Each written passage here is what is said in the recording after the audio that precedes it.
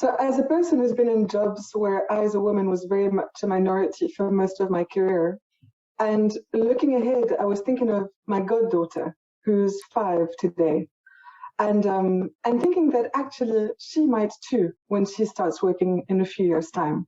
My story then is about benefit of doubt. And it's got two pieces. I was speaking to someone a couple of years ago, and they said something. It was a male colleague, a bit more senior than myself, and they said something that just triggered all my buttons. I walked home after that meeting and I was like, those people, the mindset, I just don't want to be a part of it anymore. I just feel so deeply misunderstood and so on. And I feel the frustration now. And then time went past a little bit, and as I was progressing on my walk, I was reflecting back on the event, and I realized, like, yes, the words were somewhere between sloppy and completely not okay. But I didn't actually pick up on a bad intention. And this is someone who actually dedicates a big chunk of their work on supporting women and creating, changing the environment to support women. So, my learning was like, yes, you can judge people by their words, but more importantly, judge people by their intention. And if you can't pick up on something funny going on, give the benefit of the doubt.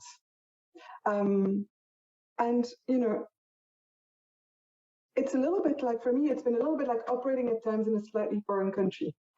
You are in a culture that is not completely like you, and you might misunderstand and misinterpret, like they might misunderstand and misinterpret you and trigger you in all sorts of ways. And I think I've lived abroad for a big chunk of my career too, and I found it's just important to just give people a little bit of space and a little bit of time to really develop your judgment around people's intentions.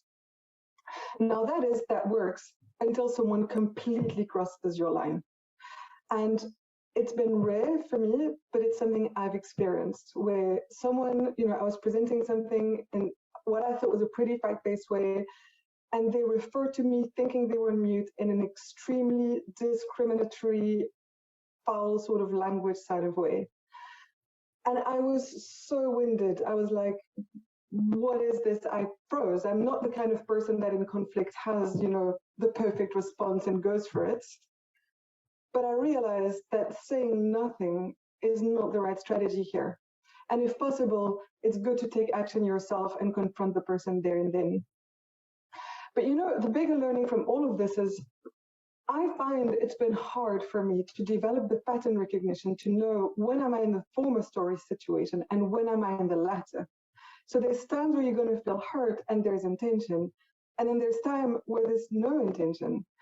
And it takes time to form that judgment, but I've sort of come up with a sense of like, there's cases I'm just going to let go.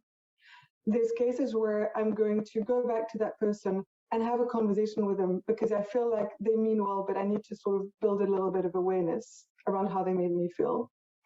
And they'd want to know that. And then there's guys where you've just got to bring the person back in line. And I wish I had acquired that toolkit sooner. And I hope to pass on some of that to her, because my wish for her really is that she will be in a workplace where she might not be half, but even if she's not half, she feels home. She feels valued and respected, and she's got a couple of people that she really, really loves.